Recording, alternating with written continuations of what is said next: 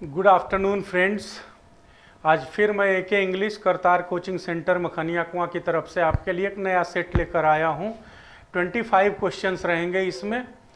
मैं हर word meaning का, हर question का, उसके पीछे का लॉजिक जो होगा, उसके पीछे उसको सोल्व करने का जो बेस्ट तरीका होगा और उसको मेमोराइज करने का जो सटीक रास्ता हो सकता है वो बताते हुए मैं सारे 25 क्वेश्चंस को सोल्व करूँगा।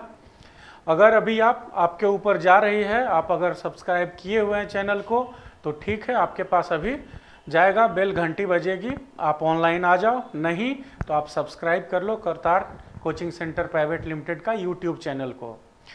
और अगर किसी तरह से आप लाइव नहीं जुड़ पाते हैं तो आपकी जानकारी के लिए मैं बता देता हूं कि इस वीडियो का रिकॉर्डेड फॉर्मेट भी करतार कोचिंग सेंटर के यूट्यूब चैनल पे उपलब्ध रहेगा। आप जब भी चाहें, जब भी आपको फ्री टाइम मिले, आप पूरा सेट को क्वेश्चन वाइज, आप क्वेश्चन दर क्वेश्चन, वर्ड बाय वर्ड, जैसे मैं एक्सप्लेनेशन दूंगा, टोटल का टोटल एज इट इज वहां पे अपलोड किया हुआ रहेगा, आप देख सकते हो। ठीक है, तो आओ स्टार्ट करते हैं सेट 3 को। Set 3 question number 1। पहला सवाल क्या कह रहा है, देखो।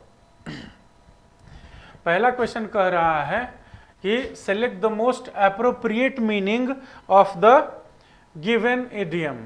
ये जो मुहावरा दिया हुआ है, मेक अ लिविंग। लिविंग मतलब क्या होता है, देखो, लिव मतलब होता है रहना, जिंदा रहना, और लिविंग के पहले आर्टिकल ए लगा दिया है। तो हम लोग जानते हैं ना कि आर्टिकल्स का यूज किसके पहले होता है, नाउन के पहले होता है।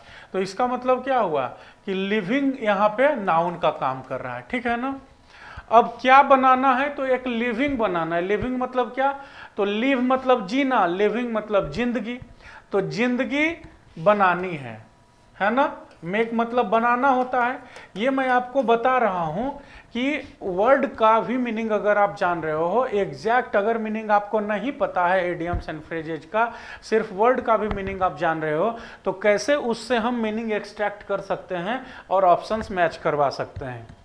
तो क्या हो गया, जिंदगी बनाना, जीवन बनाना, मतलब क्या हुआ कि कुछ भी उस तरह का काम करना, उस तरह का मेहनत करना, उस तरह का बात करना, उस तरह का एक्टिविटी करना जिससे हमारा जीवन बने, जिससे हम जिंदा रहें, जिसके ऊपर हमारी डिपेंडेंसी है तो वो कंप्लीट होते रहे।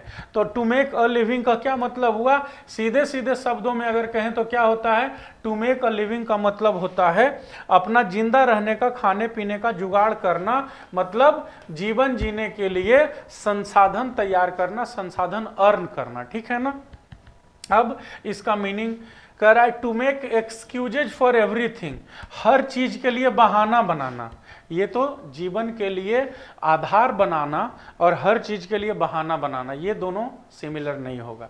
दूसरा क्या है, टू अर्न एनफ मनी, उतना भर पर्याप्त पैसा कमाना, फॉर थिंग्स यू नीड, जिससे कि आपके जरूरत की चीजें मिल सके, आपको आपका जरूरत पूरा हो जाए। कम से कम उतना पैसा कमाना जिससे आपको आपके जरूरत का सामान, आपकी जरूरतें पूरी हो जाए। और ये भी क्या कह रहा है, उस तरह का काम करना, उतना काम करना जिससे हम अपना जीवन बना सकें, जी सकें। तो ये दोनों सिमिलर हो सकता है। ऑप्शन नंबर 2 इसका सही आंसर होगा, लेकिन मैं फिर भी 3 और 4 को एक्सप्लेन करके आपको बता दूंगा कि ये क्यों नहीं होगा। देखो, टू अब्यूज समवन, बहुत सिंपल स्टेटमेंट लिखा हुआ है ना। अब्यूज मतलब गाली देना, मतलब किसी को गाली देना। क्या हम अपने जीवन को किसी को गाली दे करके बनाएंगे? हम जीवन अपना जो जरूरत का सामान है, जीवन जिएंगे, हमारी जिंदगी जो बीतेगी वो किसी को गाली दे करके बीतेगी? नहीं ना। तीसरा भी नहीं होगा। और चौथा है to rely on corrupt money. Rely मतलब होता है निर्भर करना, डिपेंड करना, किसी के भरोसे रहना। किसके ऊपर? करप्ट मनी, ऑप्शन में लिखा हुआ है। तो जो करप्शन का पैसा है, जो भ्रष्टाचार का पैसा है, जो आपने गलत काम करके कमाया है, करप्शन करके कमाया है, उस पे उसके भरोसे रहना को कहते हैं जीवन के लिए कमाना? नहीं ना। तो क्या होगा, ऑप्शन नंबर 2 इसका सही आंसर होगा। टू मेक अ लिविंग का मतलब हुआ to earn enough money for things you need, अपने लिए जो जरूरत की चीजें हैं उसको पूरा कर लेना, उसके लिए मेहनत करना, उसको क्या कहते हैं, टू मेक अ लिविंग। ठीक है, तो क्वेश्चन नंबर 1 का सही आंसर होगा option number 2। To make a living का मतलब हुआ to earn enough money for things you need, अपने जरूरत की चीजों को पूरा करने के लिए पर्याप्त पैसा कमाना, कम से कम उतना पैसा कमाना जिससे आपकी जरूरतें पूरी हो जाए, उसी को कहते हैं टू मेक अ लिविंग। फिर लिखा हुआ है फिल इन द ब्लैंक्स, आपको ऑप्शंस में से निकालना है। क्या कह रहा है सवाल, कह रहा है मोस्ट एम्प्लॉयर्स, एम्प्लॉयर मतलब क्या होता है, देखो एम्प्लॉई और एम्प्लॉयर दो शब्द होता है। एम्प्लॉई माने होता है नौकरी करने वाला और एम्प्लॉयर माने होता है जिसके यहाँ आप नौकरी करते हैं, माने नौकरी देने वाला। तो कह रहा है अधिकतर नौकरी देने वाले जो एम्प्लॉयर हैं, the use of mobile phone during office hours, office के समय में जब वर्किंग पीरियड होता है, वर्किंग आवर होता है, जिस समय उनका ऑफिस ऑन होता है, जिस समय उनके ऑफिस में काम चल रहा होता है, उस समय अधिकतर नौकरी देने वाले माने एम्प्लॉयर जो होता है, मालिक जो होता है, वो क्या करता है, मोबाइल फोन का यूज। तो काम करते समय मोबाइल फोन का यूज पे क्या होगा, तो प्रतिबंध होगा। एकदम बिल्कुल निहायत ही कॉमन सेंस से इसका आंसर बन जा रहा है ना। तो प्रोहिबिट मतलब क्या होता है, प्रतिबंध लगाना। प्रोहिबिट मतलब होता है प्रतिबंध लगाना। तो क्या करते हैं, अधिकतर एम्प्लॉयर, अधिकतर मालिक जो होते हैं, नौकरी देने वाले जो होते हैं, वो क्या करते हैं, प्रतिबंध लगा देते हैं। किस चीज के ऊपर, use of mobile phones, mobile phone के यूज पे। कब, ड्यूरिंग ऑफिस आवर्स, जब ऑफिस आवर होता है तब। कल्टीवेट मतलब क्या होता है, वर्ड मीनिंग जान लो, लिख लो। कल्टीवेट मतलब होता है कोई भी चीज को उगाना, उगाना जैसे फसल होता है ना, फसल उगाना, तो कल्टीवेशन ऑफ क्रॉप्स। फूल उगाना, कल्टीवेशन ऑफ फ्लावर्स।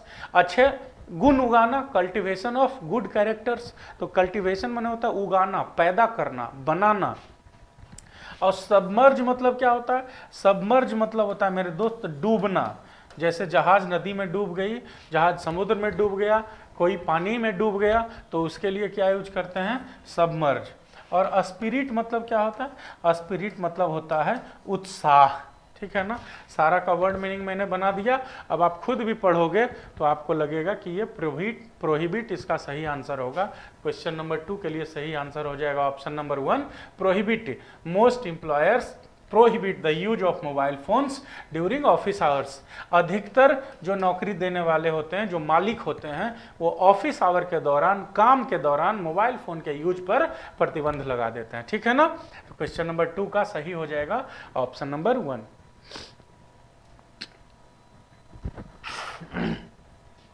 अगला देखो, कह रहा है select the most appropriate synonym.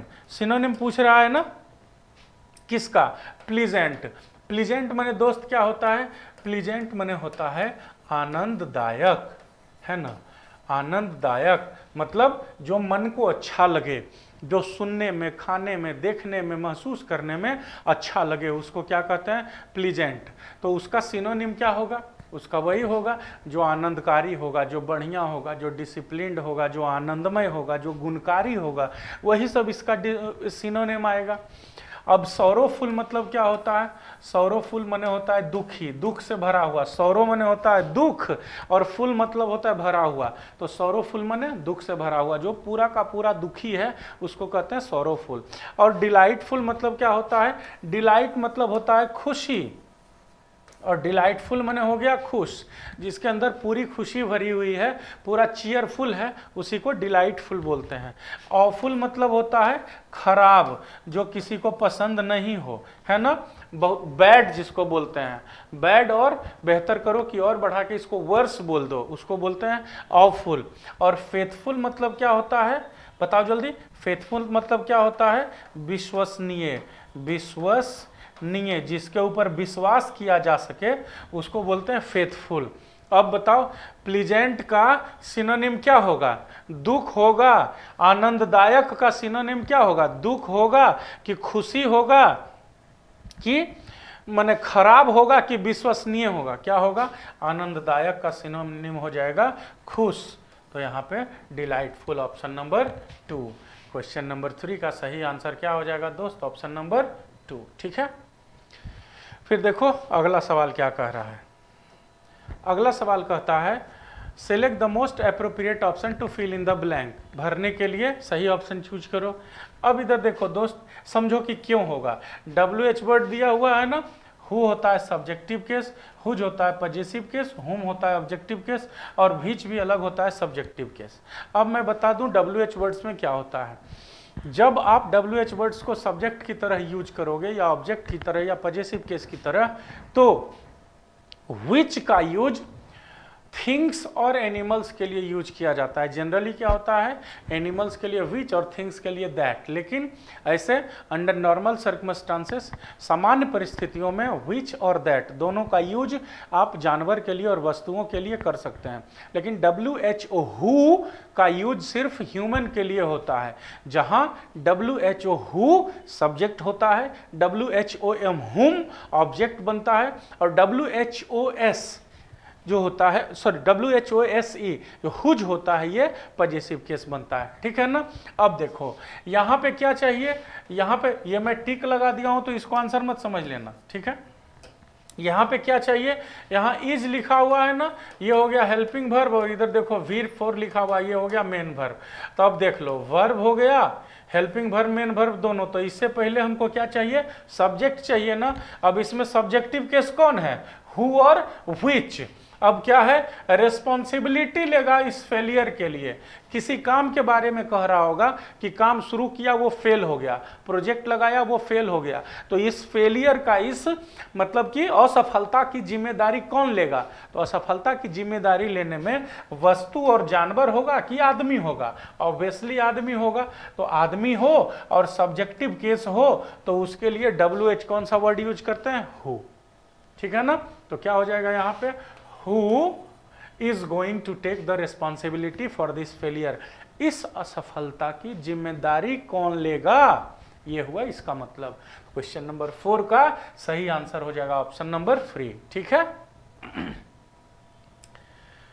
फिर अगला सवाल है, अगला सवाल क्या कहता है, select the option that will improve the bracketed part. Bracketed part में क्या लिखा हुआ है, neither of the leading political parties. देख लो दोस्त, each, either, neither, every, each and every. कौन कौन सा, each, either, neither, every, each and every. कौन कौन सा, each, either, neither, every, each and every.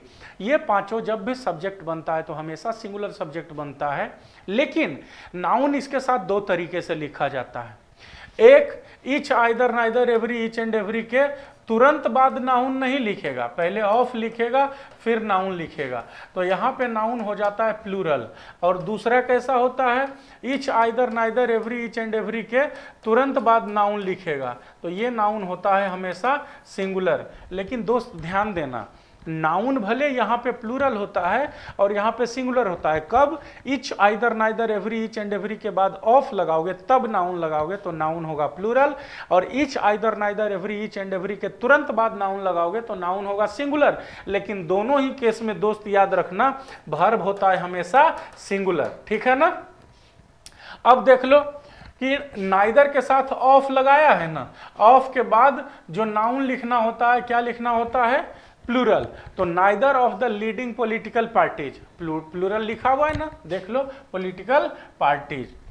अब यहाँ पे वर्ब कैसा होगा ये भी देख लो, मैं पहले बता चुका हूं। वर्ब कैसा होना चाहिए, सिंगुलर। ये क्या लिखा हुआ है, प्लूरल। यहाँ पे क्या होना चाहिए था, हैज। अब आप ही देख लो कौन सा ऑप्शन हो जाएगा। Neither of the leading political parties has, किसके पास, ये वाला हैड क्या होगा मैं फिर से समझाऊंगा। अभी आप हैव के जगह पे हैज कहां पे वो ढूंढो, तो कहां है, neither of the leading political parties has had much. Neither of the leading political party लिखा हुआ है, गलत हो जाएगा, और यहाँ हैव का हैव है, गलत हो जाएगा। यहाँ पे हैज लिखा हुआ है, ये दूसरा ऑप्शन सही हो जाएगा। क्या होगा, neither of the leading political parties has had much success in the southern region. अब मैं इसको मिटा के हैज हैड का थोड़ा कॉन्सेप्ट बताता हूँ। ये तो समझ गए ना, नहीं समझे तो मैं फिर से आपको बता देता हूँ। देख लो, each, either, neither, every, each and every के बाद अगर ऑफ लगाओगे उसके बाद नाउन लिखोगे तो प्लूरल, अगर ऑफ नहीं लगाओगे तो नाउन लिखोगे तो सिंगुलर। लेकिन दोनों ही केस में वर्ब कैसा यूज किया जाएगा, हमेशा singular. Each, either, neither, every, each and every. Each, either, neither, every, each and every के साथ वर्ब जब भी आएगा तो कैसा आएगा, सिंगुलर। यहाँ पे वर्ब कैसा यूज कर दिया है, प्लूरल। इसको कैसा होना चाहिए था, सिंगुलर, माने हैव रिप्लेस हो जाएगा हैड से। ये तो समझ में आ गया। अब हैव के बाद हैड और हैज के बाद हैड क्यों होता है ये मैं बताता हूं, इन सबको डिलीट करके देख लो, ठीक है। अब क्या है, हैज हैड, हैव हैड और हैड हैड। देखना कभी भी होगा तो पहले हैज होगा, हैव होगा और हैड होगा, और बाद में इन तीनों के आएगा तो हैड आएगा। बात पे ध्यान देना, ठीक है ना, बहुत इंपॉर्टेंट सेक्शन है। कभी भी इस तरह से नहीं होगा, पहले हैड लिख दिया इसके बाद हैज होगा, चाहे हैव होगा चाहे हैड होगा। तो हैड हैड तो मेरे दोस्त क्या पता ये हैड को उधर लिख दो वो हैड को उधर लिख दो, तो हैड और हैड आगे पीछे रह के सेम ही मीनिंग देगा, इसमें तो कोई दिक्कत नहीं है। लेकिन हैड के बाद कभी हैज और हैड के बाद कभी हैव ये नहीं होता है। क्यों नहीं होता है ये मैं बताता हूं, पहले ये नोट कर लेना, ध्यान रख लेना। पहले रहेगा हैज, हैव और हैड, तो इसके बाद हैड हो सकता है, लेकिन पहले लिखा हुआ रहेगा हैड तो उसके बाद हैज और हैव नहीं हो सकता, ठीक है ना। हैड के बाद हैज और हैव नहीं होगा, लेकिन हैज हैव हैड के बाद हैड होगा। अब मैं बता रहा हूं क्यों नहीं होता है, स्पेस क्रिएट करने के बाद देखो क्या होता है कि जब आप ये यूज करते हो हैव हैड, हैज हैड और हैड हैड, तो वहां पे जो बाद वाला हैड होता है, लास्ट में हमने क्या बताया हमेशा कि हैड आ सकता है, तो जो ये बाद वाला हैड होता है ये एक्चुअली क्या होता है, V3 ऑफ हैव, है ना। हैव जब कभी मेन वर्ब का, आपको पता होना चाहिए कि HAVE हैव मेन वर्ब का भी काम करता है, तो जब कभी भी हैव मेन वर्ब का काम कर रहा होता है तो ये हैव होता है प्लूरल, इसका सिंगुलर क्या हो जाता है, हैज, और पास्ट क्या हो जाता है, हैड, और V4 क्या होता है, हैविंग। समझ गए ना। अब देख लो क्या होता है, हमने आपको क्या बताया कि अगर हैज, हैव और हैड ये तीनों पहले लिखा हुआ रहे तो इसके तुरंत बाद हैड हो सकता है, लेकिन पहले ही हैड लिख दे तो उसके बाद हैज या हैव नहीं होगा। इसलिए नहीं होता है दोस्त कि जब हैव मेन वर्ब का काम करता है तो हम जानते हैं कि हैज, हैव और हैड ये तीनों अपने बाद मेन वर्ब का कौन सा फॉर्म लेता है, V3 फॉर्म। और यहां मैंने आपको बताया है, यहां देख लो, मैं फ्रेम से हट जाता हूं, इधर लिखा हुआ है ना हैज, हैव और हैड अपने बाद क्या लेता है, V3, ठीक है ना। लेकिन यहां पे देखो क्या लिखा हुआ है, हैव का V3 क्या होता है, हैड। तो यहां पे क्या है, ये वाला हैड जो है वो V3 है, HAVE हैव का, और ये वाला जो हैज है, जो हैव है, जो सुधर के हैज बना, ये यहाँ पे है हेल्पिंग वर्ब। तो जहाँ पे हैज, हैव या हैड हेल्पिंग वर्ब रहेगा वहाँ पे हैव का V3 यूज होगा। हैव क्या, किसी भी वर्ब का V3 यूज होता है। यहाँ पे संजोग से हैव बन के आया है मेन वर्ब, तो इसका V3 हो जाएगा हैड। तो यहाँ पे क्या हो गया, हैज, हैड। ऐसा मत समझना कि दो हेल्पिंग वर्ब को एक साथ लिख दिया, ठीक है ना। क्लियर है, डाउट है तो कमेंट में डालो, क्लियर है तो मैं अगले क्वेश्चन पे चलता हूं।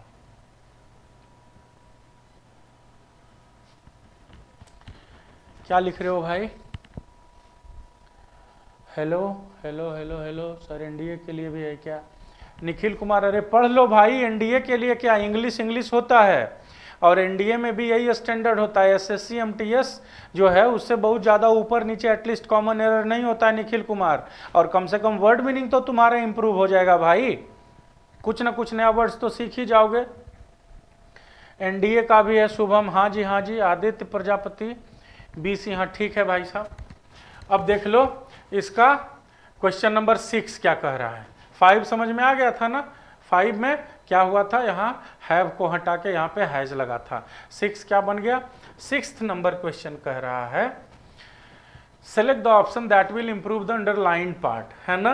अंडरलाइन पार्ट हो गया ये वाला, ब्रोक ऑफ, ठीक है ना। तो यहाँ पे ब्रोक जो ऑफ लिखा हुआ है वहाँ पे क्या हो जाए, एक्चुअली ये ऑफ को अंडरलाइन किया हुआ है, ठीक है ना। आप देख लेना, अंडरलाइन करना यहाँ पे शायद गलती से छूट गया है, लेकिन ये जो ऑफ लिखा हुआ है प्रीपोजिशन वही अंडरलाइन वाला पोर्शन है, ठीक है ना, अंडरलाइन वाला पोर्शन है वो। तो क्या कह रहा है, कह रहा है कि आप अंडरलाइन वाले पोर्शन को इम्प्रूव कीजिए। क्या कह रहा है, one of the baby elephants, मतलब हाथियों के झुंड में जो हाथी का छोटा बच्चा, छोटा हाथी जो है वो क्या हुआ, broke of from the heard. Heard मतलब क्या होता है, हर्ड मतलब होता है झुंड, मवेशियों का, घास खाने वाले जानवरों के झुंड को कहते हैं हर्ड।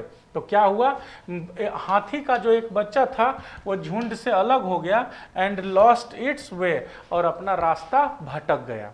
अब झुंड से अलग होना, अलग होना में ऑफ और अवे दोनों होता है, देख लो भाई, ऑफ और अवे ये दोनों होता है। पिछले क्लास में हमने बताया था ना कि किसी भी चीज से कनेक्टेड हैं, जुड़े हुए हैं और टूट गए, हट गए तो OFF ऑफ यूज होता है।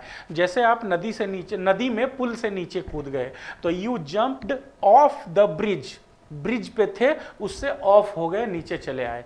You switch off the fan, और यू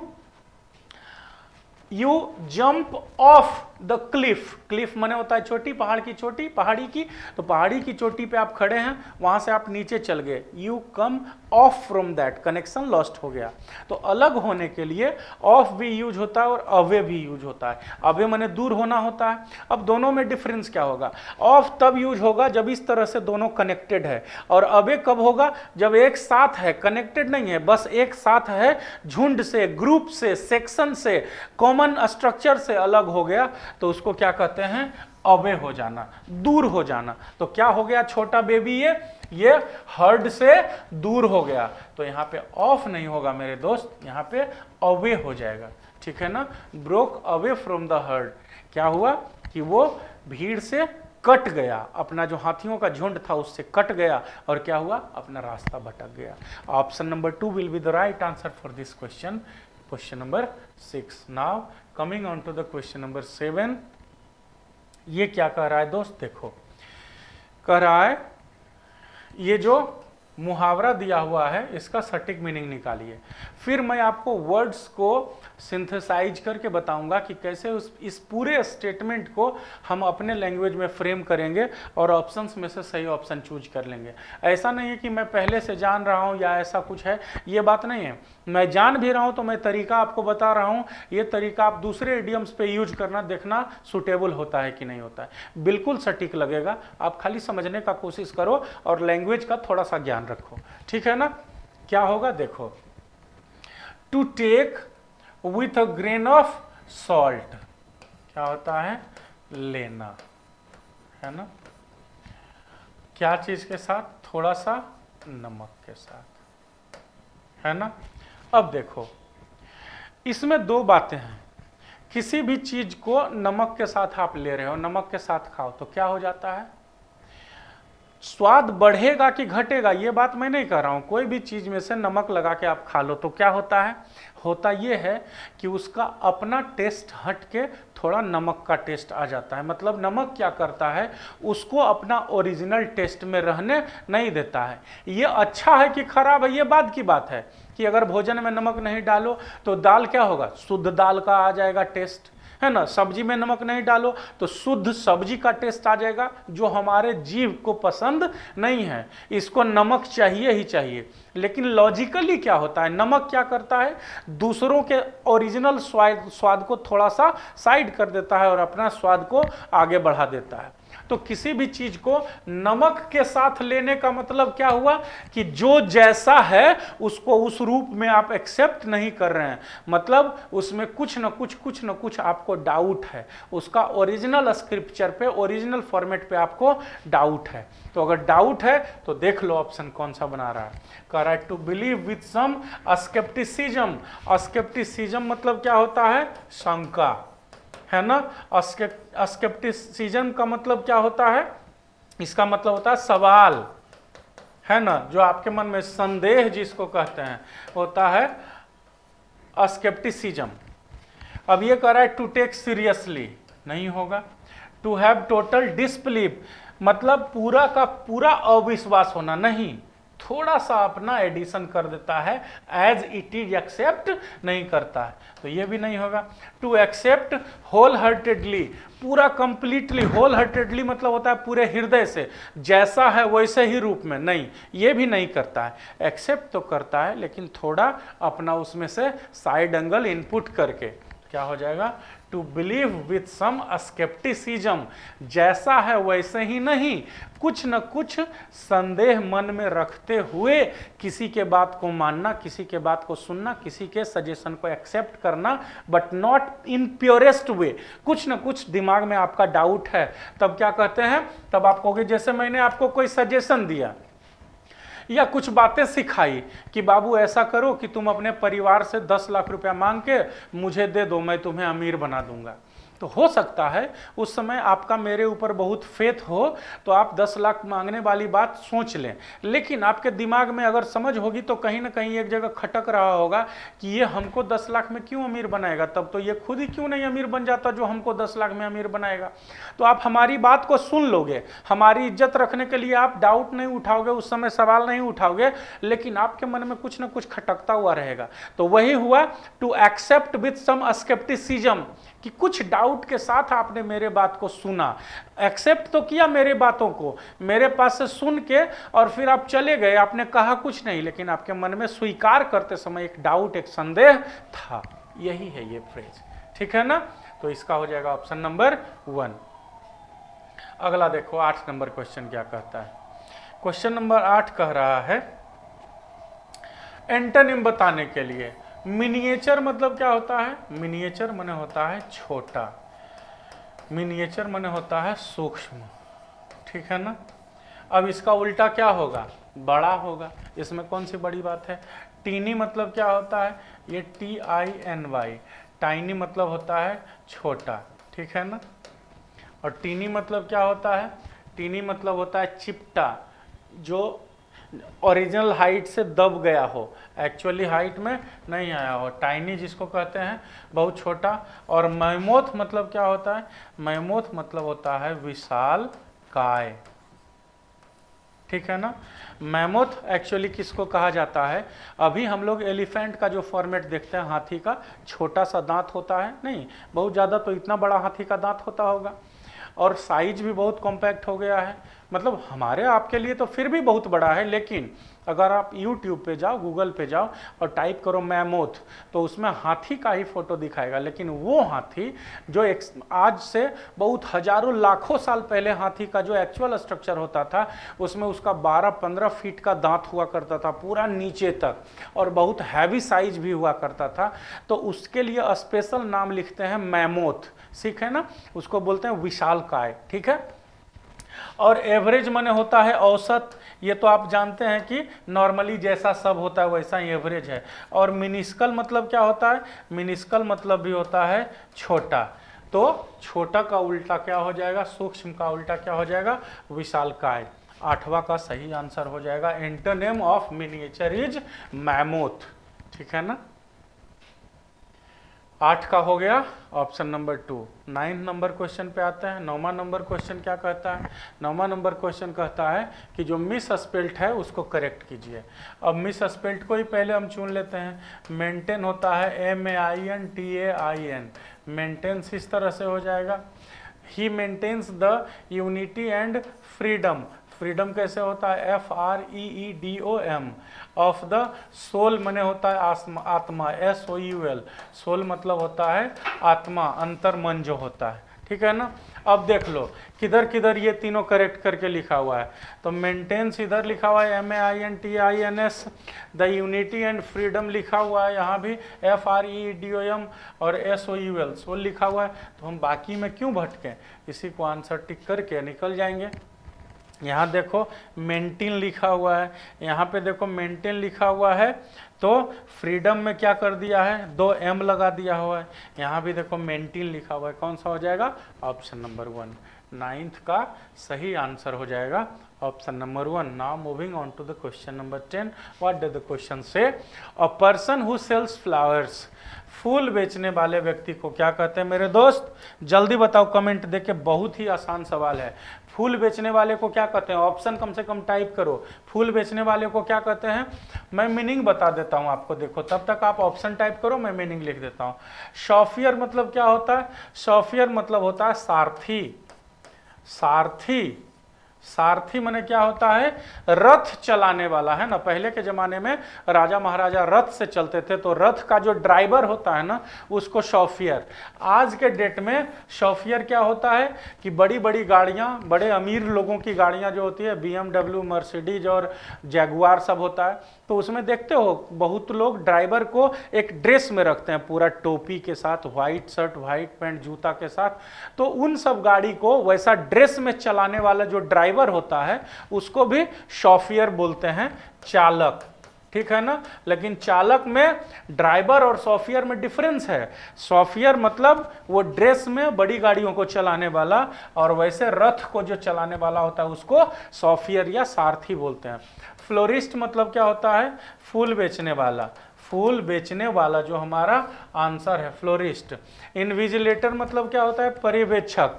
पर्यवेक्षक या इन्विजिलेटर किसको बोलते हैं? कहीं पे एग्जामिनेशन चल रहा होता है, तो एग्जामिनेशन हॉल में जो गार्डिंग में आते हैं लोग, जो चेक करते रहते हैं कि कहीं कुछ गलत सही ना हो रहा हो, पर्यवेक्षक जो लास्ट में साइन करते हैं आपके पेपर पे, उसको कहते हैं इन्विजिलेटर। और हॉर्टिकल्चरिस्ट किसको बोलते हैं? खेती में जिसको इंटरेस्टेड होता है, गार्डनिंग में जिसको इंटरेस्टेड होता है, वैसा आदमी, वैसे नेचर वाले आदमी को क्या कहते हैं? हॉर्टिकल्चरिस्ट। तो क्या हो जाएगा? ऑप्शन नंबर 2 फ्लोरिस्ट हो जाएगा। क्वेश्चन नंबर 10 का, one who sells flowers is known as florist.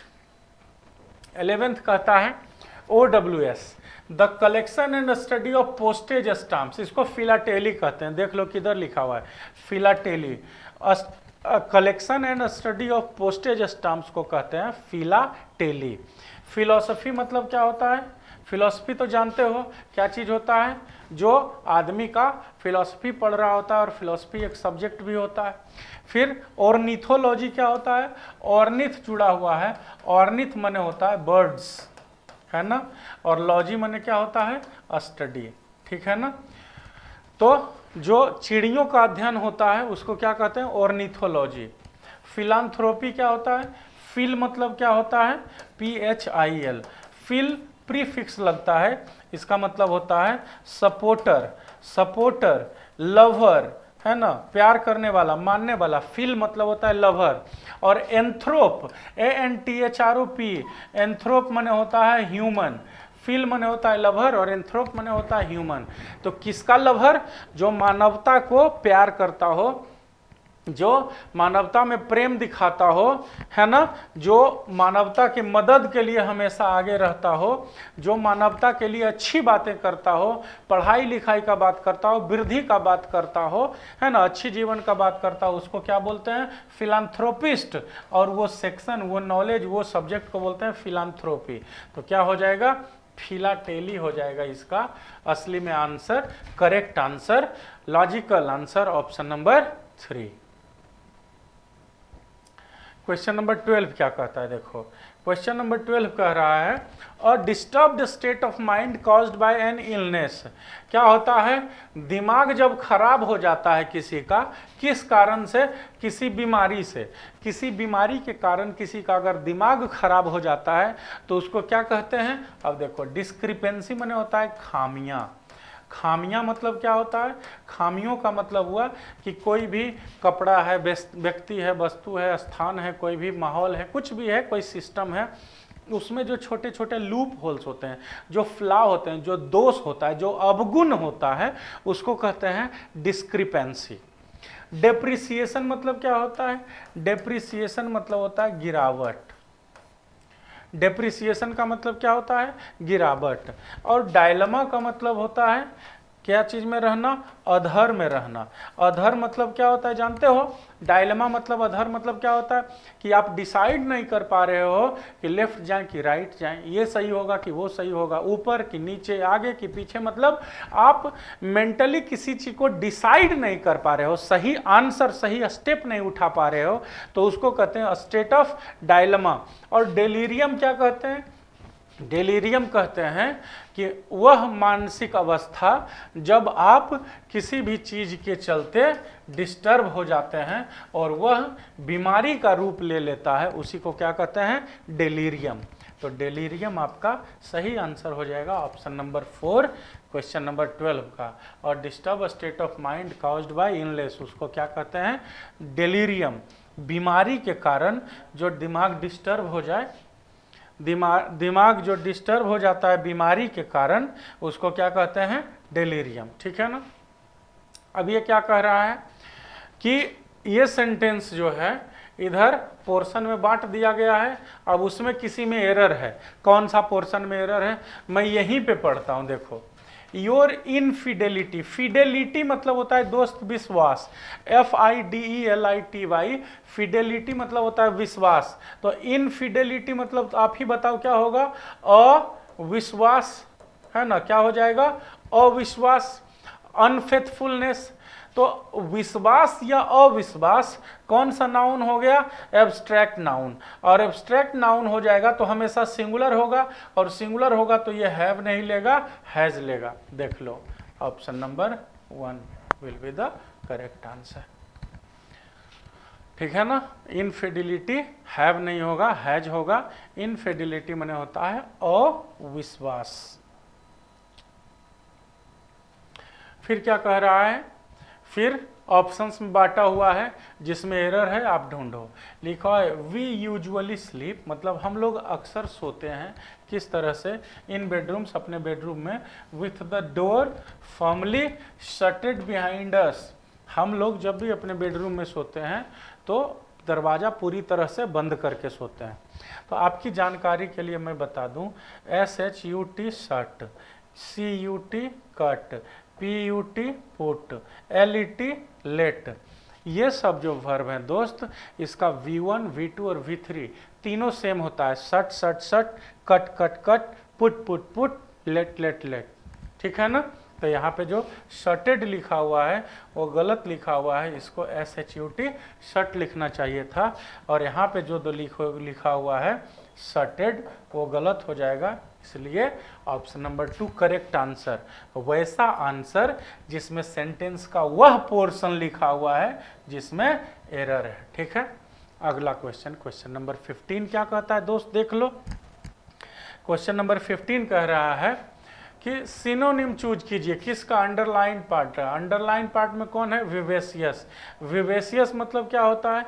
Vivacious मतलब होता है ब्राइट, कलरफुल, है ना? अब देखो सिनोनिम कह रहा है, आप देख लो क्या हो जाएगा। ग्लूमी मतलब क्या होता है? ग्लूमी मतलब होता है डल या सुस्त, माने फेडेड कलर नहीं, जो कोई कपड़ा में चटक रंग होता है, और कोई कपड़ा का बहुत सुस्त रंग होता है, देखने में ही पुराना जैसा। नया में शोरूम में जाओगे फिर भी लगेगा कि अभी पुराना लग रहा है, तो बाद में कैसा लगेगा, उसको कहते हैं ग्लूमी। और स्पार्की मतलब क्या होता है? एकदम चमक दमक वाला, जिसमें थोड़ा सा आपको देखते के साथ इंटरेस्ट आ जाए। और रिप्रेस मतलब क्या होता है? फ्रस्ट्रेटेड, दबा हुआ, मेंटली डाउन, या मेंटली मतलब किसी भी एंगल से जिस कैरेक्टर को आप इवेल्युएट करना चाहते हो उसी में जो कम होगा वो रिप्रेस्ड होगा। और इम्पैसिव मतलब क्या होता है? इम्पैसिव मतलब होता है नेग्लेक्टिव नेचर का, नेगेटिव नेचर का। तो क्या हो जाएगा दोस्त? इसका सिनोनिम विवेशियस का अस्पार्की हो जाएगा, option number 2। 16th number question क्या कह रहा है?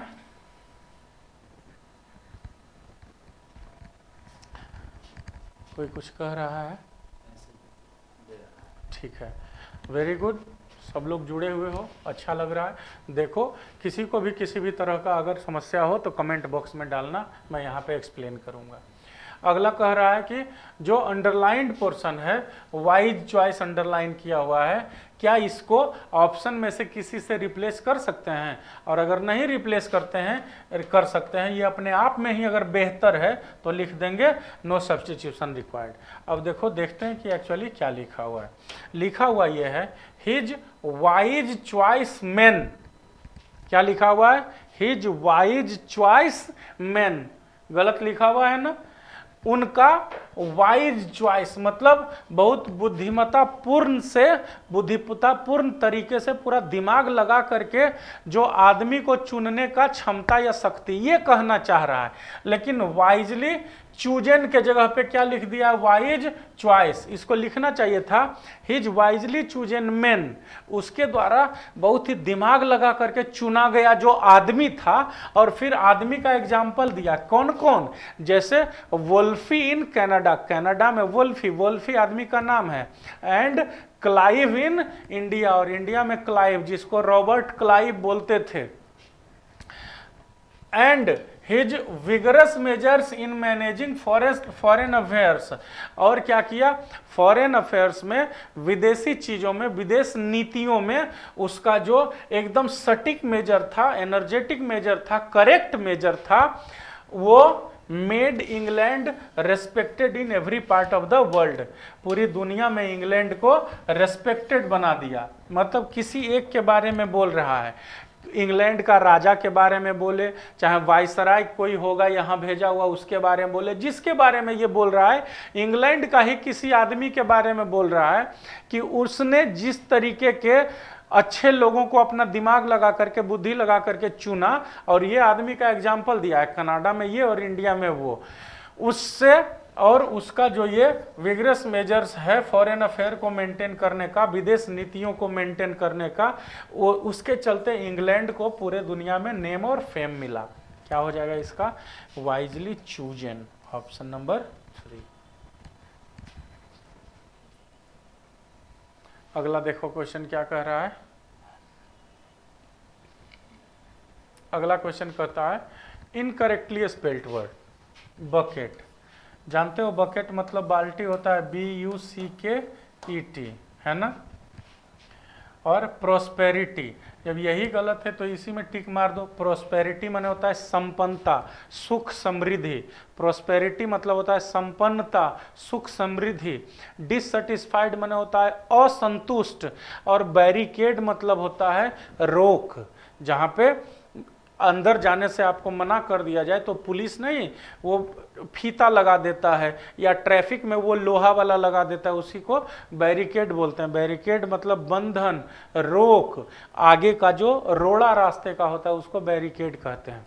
ये बकेट का ही स्पेलिंग गलत लिखा हुआ है। ऑप्शन नंबर 1 में टिक लगा के आगे बढ़ेंगे। 18th नंबर क्वेश्चन क्या कह रहा है? 18th नंबर क्वेश्चन कहता है स्टर्डी का एंटोनिम चुनने के लिए। और स्टर्डी मतलब होता क्या है?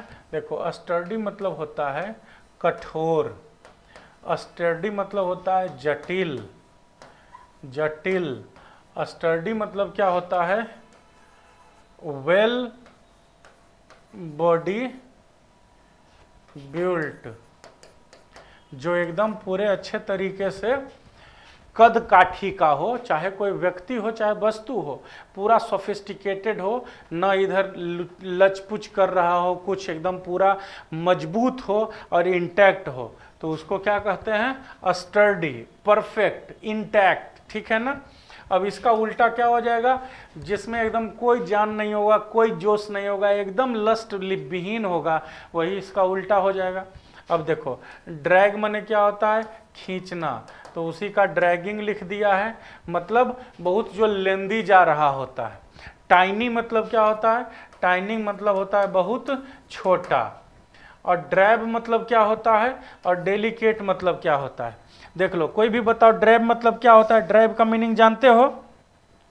ड्रैब का मीनिंग कोई बता सकते हो तो बताओ। डेलिकेट का मीनिंग बताओ। ये दोनों मैं इसलिए पूछ रहा हूं कि मैंने लिखाया हुआ है आप लोगों को, ठीक है। स्टर्डी का एंटोनिम ढूंढ रहा है, लिखाया हुआ है मैंने। क्या लिखाया है?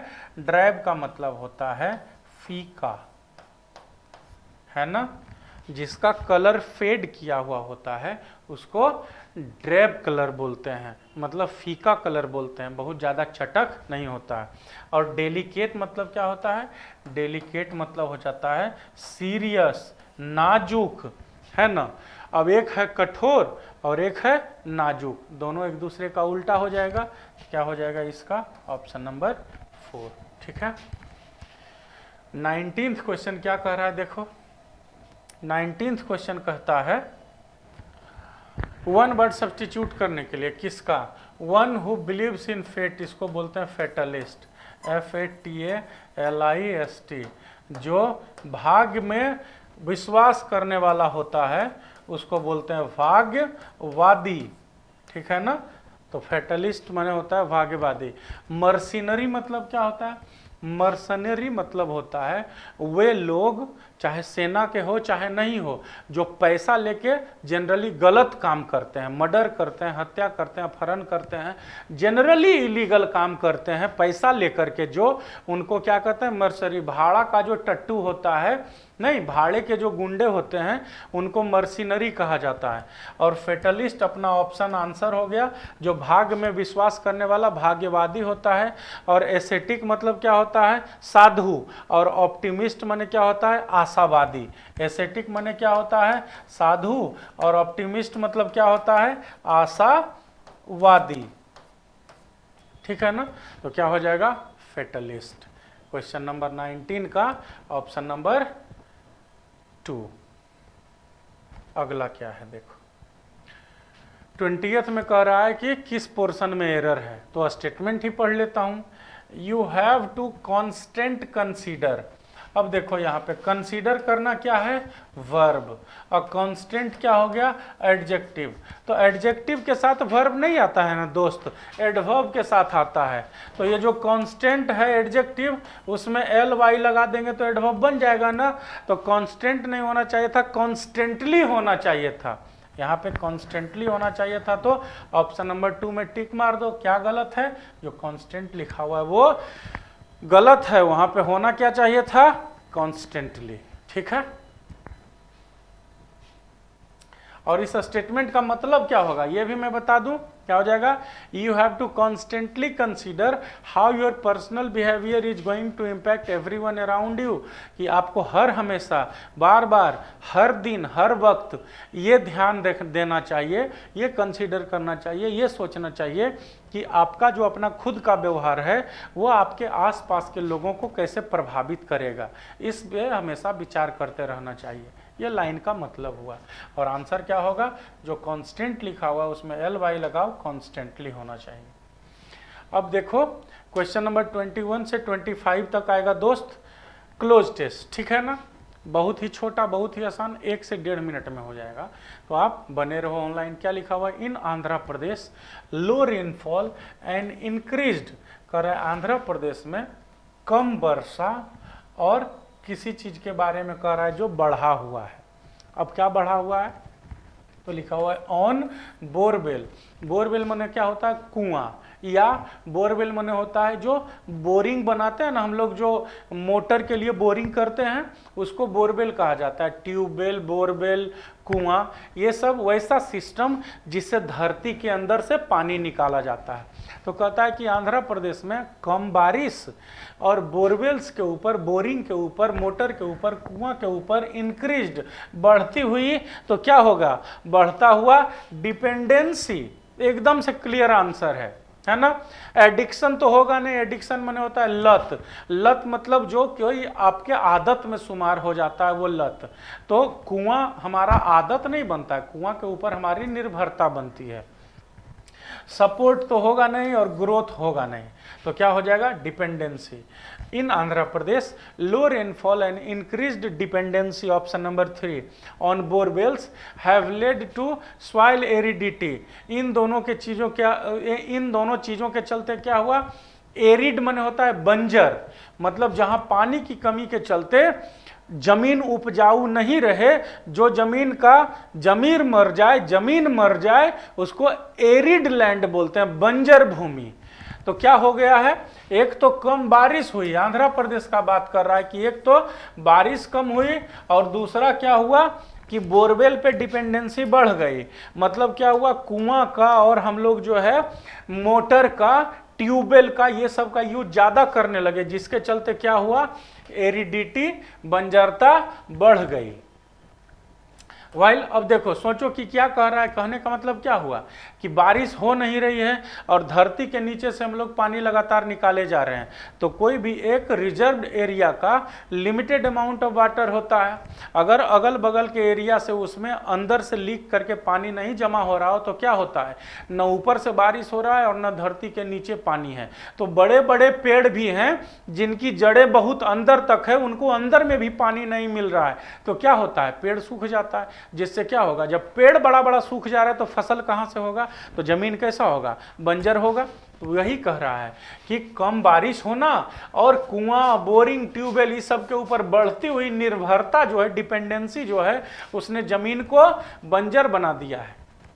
While snow and more rainfall, कितना बर्फ और ज्यादा बारिश क्या कर दिया है, the desertification crisis in Himachal Pradesh. इधर आंध्र प्रदेश में कह रहा है कि कम पानी पड़ा और ट्यूबवेल और कुआं के ऊपर में जो हमारा डिपेंडेंसी बढ़ा हुआ है उसके चलते क्या हो रहा है, उसके चलते जमीन बंजर हो रहा है। और दूसरा कह रहा है हिमाचल प्रदेश में क्या हो गया, तो बर्फ, अब कितना बर्फ, तो ज्यादा कि कम। देखते हैं अगला ऑप्शन में क्या कहता है। अगला ऑप्शन कह रहा है व्हाइल, अब चारों मीनिंग जो है कम के लिए, लिस्ट, फ्यू, फीवर और लेस। अब फ्यू और फीवर नहीं होगा क्योंकि ये काउंटेबल नाउन के लिए होता है, स्नो काउंटेबल नाउन नहीं है। तो क्या होगा, लेस होगा या लिस्ट होगा। तो यहाँ पे मोर लिखा हुआ है तो हम लेस के साथ चलेंगे, less snow and more rainfall. Himachal Pradesh में क्या हो गया, बर्फ कम गिर रहा है और बारिश ज्यादा हो रही है। देखो ज्योग्राफी का क्या क्या ड्रामा होता है, उधर बारिश बिल्कुल नहीं है और ट्यूबवेल के कारण जमीन बंजर हो रहा है, इधर क्या हो रहा है, बर्फ कम गिर रहा है और बारिश ज्यादा हो रही है, जिसके चलते क्या हो गया, इन दोनों चीजों ने मिलकर के क्या कर दिया है। देखो अगला ऑप्शन क्या हो गया है, अगला ऑप्शन कह रहा है कि और उधर हिमाचल प्रदेश में कम स्नो, इधर लेस लिखा हुआ था ना, less snow and more rainfall has, तो डिपेंड है ना, हैज के बाद ऐसे भी V3 लगता है ना, तो डिपेंड मतलब होता है गहरा करना, गहरा कर देना, मतलब ज्यादा कर देना किसी भी चीज को। तो हैज के बाद V3 होगा तो डिपेंड हो जाएगा। ये देखो डिपेंड होता है DEPEND, डिपेंड माने निर्भर करना, और ये है DEEPENED, मतलब ये जो डिपेंड लिखा हुआ है ना इसमें ED लगाया है। ये डिपेंड मतलब होता है किसी भी चीज को और बढ़ा देना और स्थिति उसका ज्यादा बड़ा कर देना, बृहत कर देना। तो इसका हो जाएगा डिपेंड, ऑप्शन नंबर 3। फिर चौथा क्या कह रहा है, चौथा कह रहा है desertification crisis in Himachal Pradesh. On the other, तो ये फ्रेज है मेरे दोस्त, ऑन द अदर हैंड, दूसरी तरफ, ठीक है ना, ये फ्रेज है, इडियम्स है, ये पूरा का पूरा इसी तरफ लिखा जाता है। एक तरफ तो ऑन वन हैंड, दूसरी तरफ on the other hand, hand शब्द का यूज किया जाता है उसमें। और पांचवा और आखिरी सवाल क्या हो जाएगा, लास्ट वाले में क्या हो जाएगा, on the other hand, on the other hand in Rajasthan canals, tubewell irrigation and shelter belts have to an increase in the green cover। अब देखो आंध्र प्रदेश और हिमाचल में इन सब कारणों के चलते बंजर होते जा रहा है, डेजर्टिफिकेशन हो रहा है। इधर डेजर्टिफिकेशन में क्या, उधर का जंगल बर्बाद हो रहा है, इधर का जमीन बर्बाद हो रहा है। जबकि राजस्थान में क्या हो रहा है, राजस्थान में नहर है, ट्यूबवेल इरिगेशन है और शेल्टर बेल्ट्स है। शेल्टर बेल्ट्स मतलब क्या होता है, वैसा जगह जहाँ पे दो तरीके का शेल्टर बेल्ट का यूज होता है, जहाँ पानी छोटा छोटा स्टोर किया जाता है, बरसात के दिनों में गड्ढा बना के कि यहाँ पे पानी स्टोर कर लेते हैं, जो गर्मी में हमें यूज में आएगा, काम में आएगा। तो उससे क्या हुआ है, तो ये अब क्या है, इन दोनों का तुलना कर रहा है राजस्थान से, तो ये दोनों का स्थिति खराब हुआ तो ऑब्वियसली राजस्थान का स्थिति बढ़िया होगा। तो क्या हो जाएगा, हैव। अब हैव के बाद क्या हो जाएगा, V3 LED led, have led to an increase in the green cover, जबकि राजस्थान में इन सब चीज़ों के चलते हरियाली बढ़ गई है। ठीक है ना, तो ये सारा सवाल था। आई होप आपको सारे 25 क्वेश्चंस मैंने सही एक्सप्लेन करके बताए हैं, सही तरीके से बताए, सही तो आंसर्स हैं सबके, इसकी मैं गारंटी लेता हूँ। मैं सही तरीका यूज किया हूँ, आपको सही तरीके से समझ में आया। फिर अगले से एक सेट के साथ मैं आपके पास आऊँगा, तब तक मैं खूब पढ़िए और सब्सक्राइब कीजिए YouTube channel Kartar coaching centre का। अगर आपको पर्सनली किसी भी बात की जानकारी लेनी है, डिफेंस का तैयारी करते हो, आप 11वें के विद्यार्थी हो, 12वें के विद्यार्थी हो, रेलवे एसएससी किसी भी चीज़ की तैयारी आप कर रहे हो, एनडीए एयरफोर्स नेवी किसी भी चीज़ की, तो आप आइए करतार कोचिंग सेंटर में, हम लोग मिलेंगे, यहाँ डिस्कशन हो सकता है। तब तक के लिए नमस्कार। इसके बाद आ रहे हैं सर, ब्रजेश सर आएंगे, वो रीजनिंग पढ़ाएंगे। आप अवेलेबल रहिएगा अपने मोबाइल फ़ोन्स के पास। Thank you, all the best.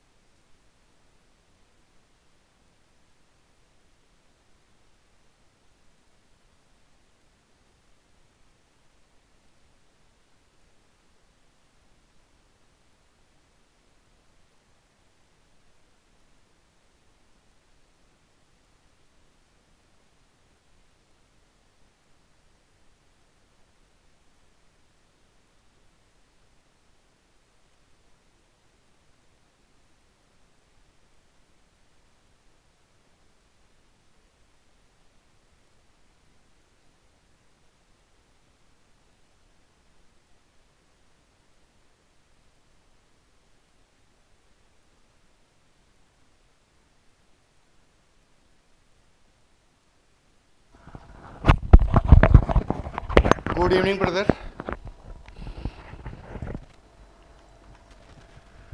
तो चलिए हम लोग रीजनिंग का डिस्कशन कर लेते हैं।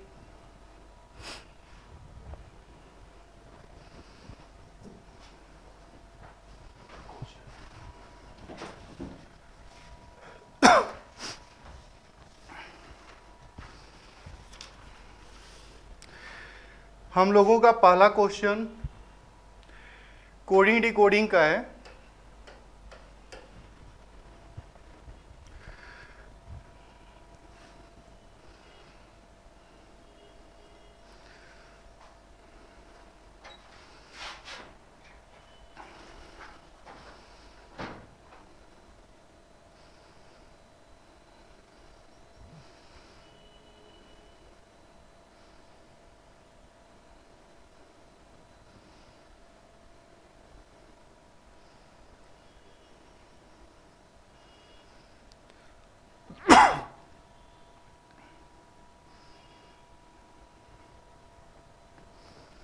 और यहाँ पे ये क्वेश्चन बनाना काफी आसान है।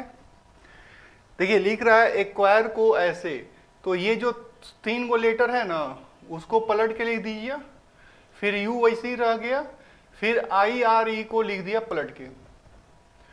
तो कह रहा है कि इसको क्या लिखेंगे, तो ये हो जाएगा ABI फिर L। तो ABI किस में है, सॉरी इसको ना बताना है, तो ये हो जाएगा ECI।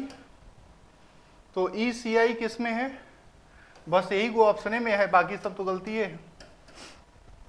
तो डायरेक्ट बना सकते हैं हम लोग।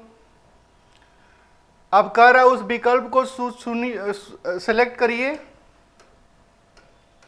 जो इसके इक्विवेलेंट हो, इसको बराबर हो ना। तो ये हो जाएगा 7 के पावर ये, 7 के पावर 2, 7 के पावर 3, ऐसे करके दिया हुआ है ना। तो यहां पे हम लोगों का एक ही ऑप्शन है, 13 के पावर 1, 13 के पावर 2, 13 के पावर 3। तो ये ऑप्शन हम लोगों का आंसर हो जाएगा। अब ये क्वेश्चन हम लोगों का ऐसे दिया हुआ है,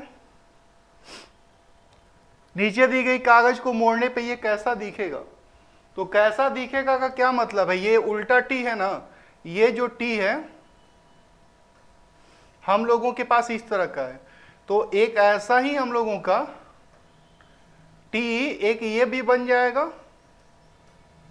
और एक हम लोगों का टी ऐसे ऊपर में भी बन जाएगा। इस तरह का टी 4 गो बनेगा। कौन ऑप्शन में दिया है, 3 वाले ऑप्शन में दिया है, तो इसको टिक कर सकते हैं हम लोग। अब आप देख लीजिए ये सीरीज का क्वेश्चन है, तो ये क्वेश्चन भी हम लोगों के लिए काफी आसान है। क्या इस क्वेश्चन को बनाया जा सकता है,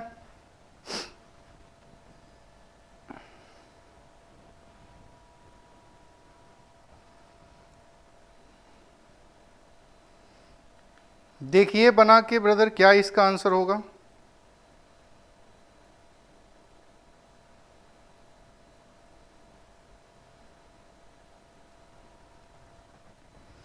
तो इस क्वेश्चन का आंसर हम लोगों का काफी आसान है, मैंने कहा बनाना आसान है।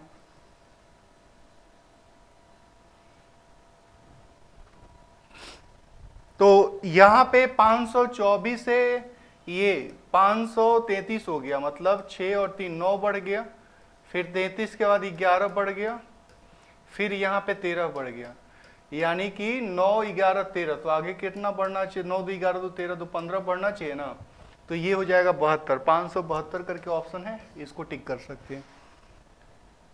तो ऐसे क्वेश्चंस को काफी आसानी से बना सकते हैं। ये हम लोगों के सिलोजिज्म का क्वेश्चन है। क्या इस क्वेश्चन को हम लोग बना सकते हैं,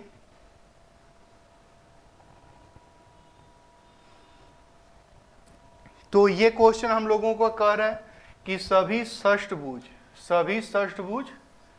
पंचभुज हैं, सभी पंचभुज अष्टभुज हैं, और सभी अष्टभुज दशभुज हैं, ऐसे करके दिया हुआ है। ठीक है, पहला निष्कर्ष है कि सभी 10 भुज षष्ठभुज हैं, तो बाहर से अंदर आने पे ऑल सही नहीं रहेगा। सभी षष्ठभुज अष्टभुज हैं, तो अंदर से बाहर जाना है, ऑल सही होगा। यानी केवल 2 निष्कर्ष अनुसरण करता है, ऑप्शन नंबर 3 में दिया है, तो इसको टिक आउट कर सकते हैं हम लोग। अब जैसे ये क्वेश्चन दिया हुआ है, मैंने कहा ऐसे क्वेश्चन को बनाने के लिए आप क्या करेंगे, ये जो ऊपर में रहता है जस्ट उसका मिरर इमेज बनता है, तो ये अगर ऊपर की ओर देख रहा है तो ये नीचे की ओर देखेगा, नीचे की ओर देखता हुआ एक ही ऑप्शन है, इसको हम लोग टिक आउट कर सकते हैं, इसको हम लोग टिक आउट कर सकते हैं। ठीक है, अब यहां पे अगला क्वेश्चन हम लोगों का ये एम ढूंढना है। मैंने कहा था कि नॉन वर्बल के क्वेश्चंस हम लोगों के ज्यादा मात्रा में है और यहां पे हम लोगों को ढूंढना है इसका एम का। तो एम किस फिगर में दिखेगा, तो एम एक यहां पे दिखेगा, बस यहीं पे दिखेगा, एम ऐसे करता हुआ दिखेगा, तो ये ऑप्शन नंबर 3 में दिखेगा। अब देखिए यहां पे ये सीटिंग अरेंजमेंट का क्वेश्चन है, अरेंजमेंट का कह रहा है कि N M O P Q पूरब की ओर मुख करके बैठे हैं, लेकिन जरूरी नहीं है कि ओ सबसे बाईं ओर बैठा है, तो सभी लोग किधर फेस करके बैठे हुए हैं, पूरब की ओर, ओ सबसे बाईं की ओर है। तो कुल मिला के देखिए 3 और 2 5 आदमी है, तो 1 2 3 4 5 ये ऐसे हो जाएगा। फिर कह रहा है कि एन जो है एम और क्यू का निकट पड़ोसी है, तो ये तीनों एक साथ होंगे, बट कहां पे होंगे कहना कंफर्म नहीं, ये तीनों यहां भी हो सकते हैं, ये तीनों यहां भी हो सकते हैं। फिर है कि एन पी किसी भी छोर पे नहीं बैठेगा, तो पी किसी छोर पे नहीं बैठेगा और इन तीनों को बैठाना जरूरी है, इन तीनों को भी बैठाना जरूरी है ना, तो पी तो कंफर्म है कि यहीं पे होगा। उसके बाद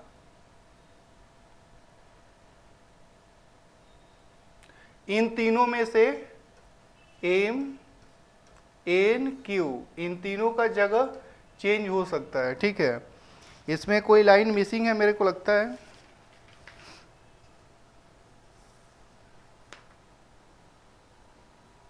किसी भी छोर पे नहीं बैठेगा। तो कह रहा है कि ओ का निकट पड़ोसी कौन है, तो ओ का निकट पड़ोसी कौन है, पी, चूंकि इनके बारे में तो कोई मतलब भी नहीं है ना, उसका यूज होता भी नहीं होता तो क्या फर्क पड़ता है। अब ये क्वेश्चन है हम लोगों के सामने इस रूप में है, कह रहा है कि कौन सा, ये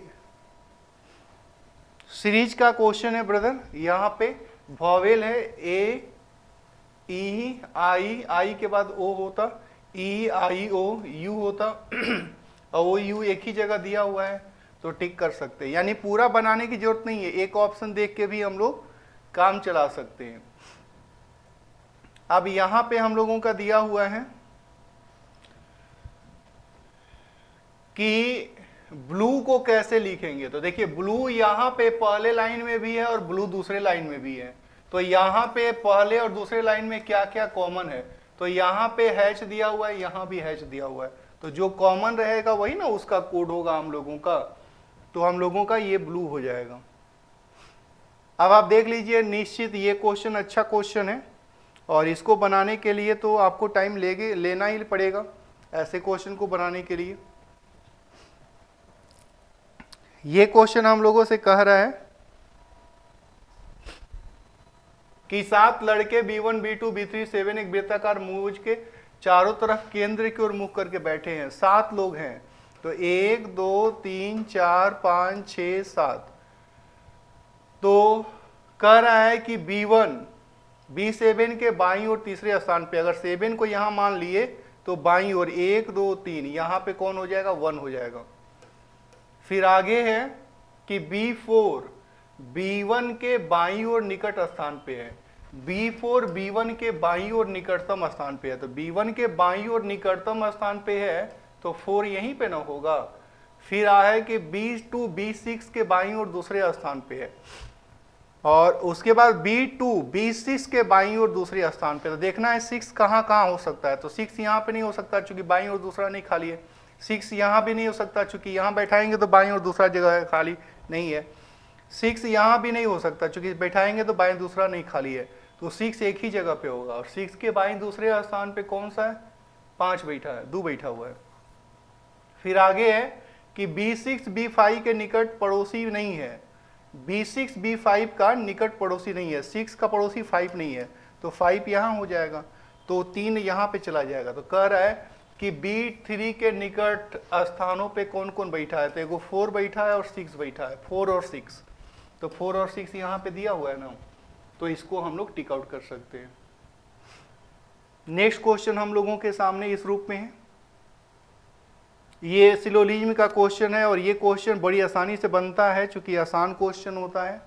तो कह रहा है कि कुछ एम क्यू है, कुछ जो एम है वो क्यू है, और कह रहा है कि सभी भी क्यू हैं, तो सभी भी क्यू है तो भी छोटा हो गया। अब हम लोगों से कह रहा है कि कुछ क्यू एम है, कुछ क्यू एम है, तो कुछ क्यू एम है तो ये तो सही हो जाएगा। फिर दूसरा कहता है कि कोई भी एम नहीं है, तो भी और एम में कोई डायरेक्ट कनेक्शन नहीं है तो हम कुछ भी कंफर्म नहीं कर सकते, तो एगो सही हो रहा है, तो केवल एगो सही हो रहा है। किस ऑप्शन में दिया है? ऑप्शन नंबर 4 में दिया हुआ है। अब उसके बाद हम लोगों का ये क्वेश्चन है, क्या इस क्वेश्चन को बना सकते हैं हम लोग?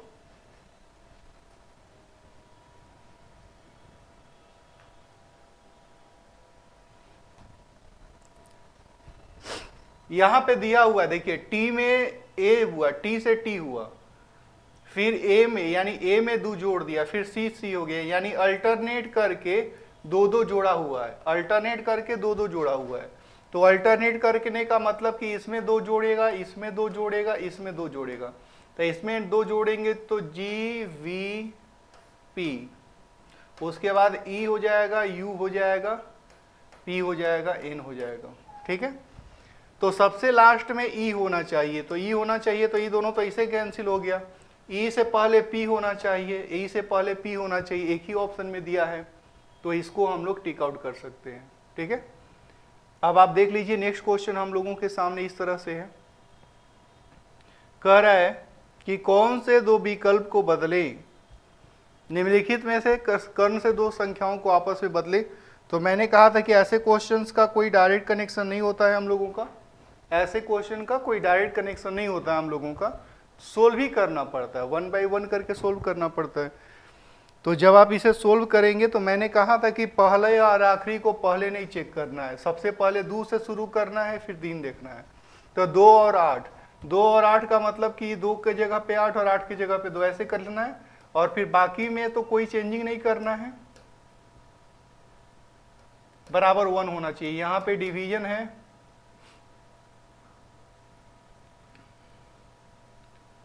यहां पे डिवीजन है, तो इससे भी आंसर नहीं मिलेगा क्योंकि भाग तो लगेगा नहीं ना ये, तो इसको चेंज कर लेते हैं, 3 और 4 को देख लेते हैं। 3 और 4 को चेंज करेंगे तो 3 यहाँ पे आ जाएगा, 4 यहाँ पे हो जाएगा। हाँ, अब ये भाग लग सकता है, तो ये 24 हो जाएगा और ये हो जाएगा 2, तो 27 में से 24 और 2 जाएगा तो एक ही ना बचेगा, 24 2 26 हो जाएगा, एक बचेगा, यानी ये इक्वेशन को ठीक बैठा रहा। तो यहाँ पे हम लोग इसको आंसर कर सकते हैं। अब क्वेश्चन नंबर 15 हम लोगों के सामने है। देखिए इसमें ट्रायंगल 1 गो है, 2 गो है, 3 गो है, तो 4 गो ट्रायंगल होना चाहिए। किसमें किसमें 4 गो ट्रायंगल है, 4 गो ट्रायंगल इसमें है, 4 गो ट्रायंगल इसमें है, 4 गो ट्रायंगल इसमें है, तो ये तो नहीं है होगा। अच्छा, ट्रायंगल हर बार ऊपरे देख रहा है, तो ट्रायंगल हर बार ऊपरे देख रहा है, तो यो गलती हो गया। उसके बाद ये एरो है, ऐसे ऊपर नीचे दोनों साइड में हो रहा है, तो एरो ऊपर नीचे दोनों साइड में होगा, ये सही हो जाएगा।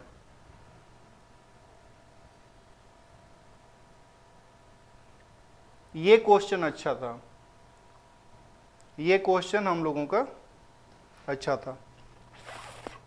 देखिए क्या इस क्वेश्चन का आंसर दिया जा सकता है?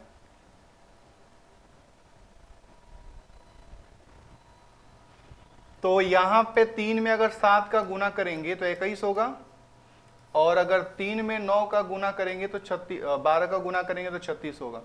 ठीक वैसे ही 72 में अगर 7 का गुना करेंगे तो ये होगा, और 72 में 12 का गुना करेंगे, ठीक है, तो 12 दूना के 24, लास्ट में 4 होना चाहिए, एक ही ऑप्शन में दिया है तो टिक कर लेंगे।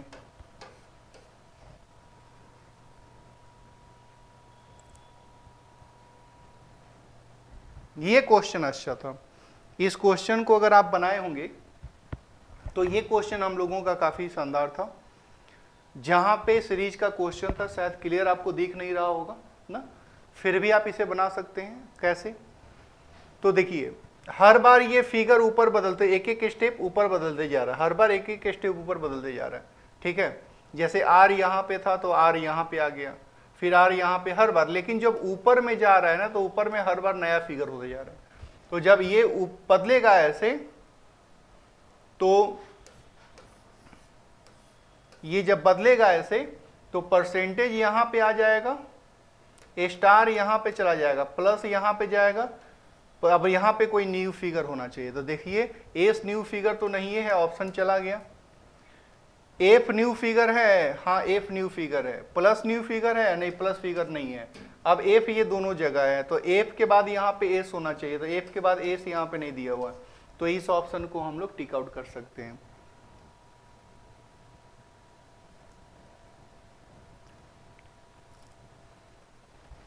यहां पे कह रहा है कि GRHTB को इस तरह से लिखा हुआ है कि GRHTB को ऐसे लिखा जाए। तो देखिए, यहां पे हम लोगों का अगर अंतिम से पहला देखेंगे, अंतिम से पहला से अंतिम, +5, 18, 5, 23, सब में 5 5 जोड़ा हुआ है उल्टा। तो कह रहा है, तो सब में 5 5 उल्टा जुड़ा हुआ है ना, तो इसमें 5 जोड़ेंगे तो y से शुरुआत होगा, फिर y के बाद j होगा, y के बाद j, तो यहाँ पे ये तो कैंसिल हो गया। फिर j के बाद i, j के बाद i, j के बाद सब में i है। फिर हम लोगों का होना चाहिए r, तो r कहाँ कहाँ है, तो y j i r, तो एक ही जगह पे दिया है ना, तो ये ऑप्शन गलत हो जाएगा। तो इस तरह से इन क्वेश्चन को बना सकते हैं।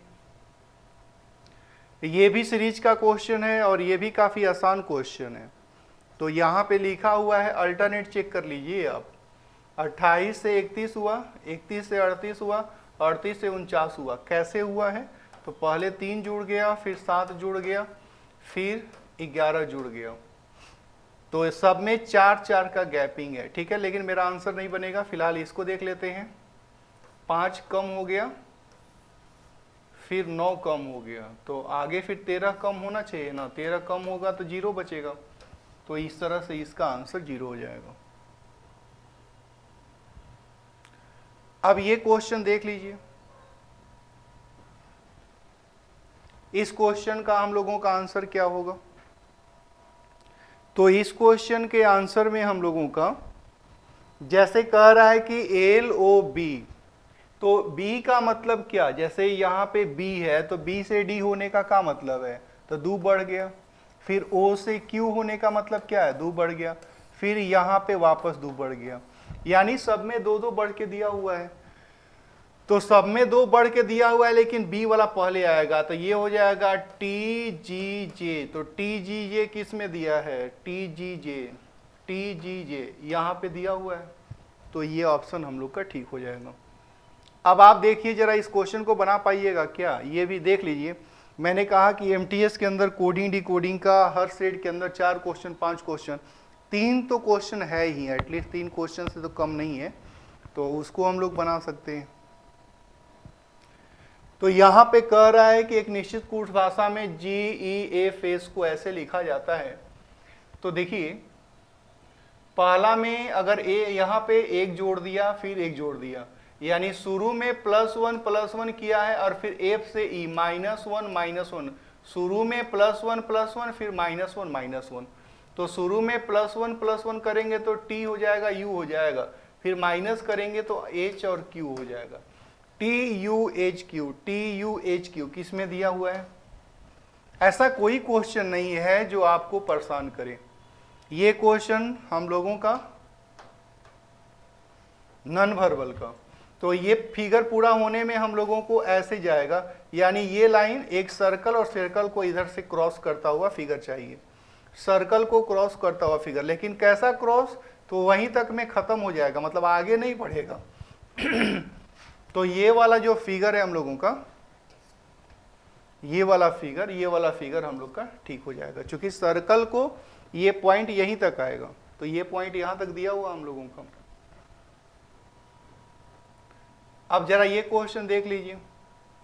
फिर मैंने कहा ऐसे क्वेश्चन को बनाने का कोई डायरेक्ट टेक्निक नहीं है, आप ऑप्शन देखिए, ऑप्शन के बेस पे ही हम लोग इस क्वेश्चन को बना सकते हैं। और इस क्वेश्चन का अगर आंसर देखेंगे हम लोग, कह रहा है कि यदि डिवीजन और माइनस को आपस में बदल दिया जाए, मतलब जो क्रॉस है और माइनस है, तो क्रॉस और माइनस यानी माइनस यहां पे हो जाएगा, माइनस यहां हो जाएगा, क्रॉस यहां हो जाएगा। फिर कह रहा है कि प्लस और डिवीजन को बदल दिया जाए, प्लस यहां पे, डिवीजन यहां पे, प्लस और डिवीजन को बदल दिया जाए, ठीक है। फिर उसके बाद कोई भी परिवर्तन नहीं करना है, बाकी जैसे दिया हुआ है वैसे ही छोड़ देना है।